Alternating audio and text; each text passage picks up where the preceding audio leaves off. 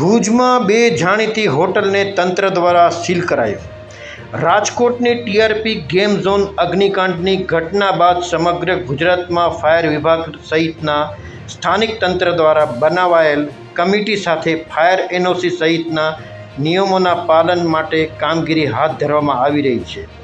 ત્યારે ભુજમાં ફાયર વિભાગની કડક કાર્યવાહી સામે ભુજની બે જાણીતી હોટલ કેબીએન હોટલના રેસ્ટોરન્ટને સીલ મારી દેવાયું છે. કેબીએન હોટલમાં આવેલા રેસ્ટોરન્ટને સીલ મારી દેવાયું છે, તો તેની સામે આવેલ હોટલ પ્રિન્સને પણ સીલ મારી દેવાયું છે.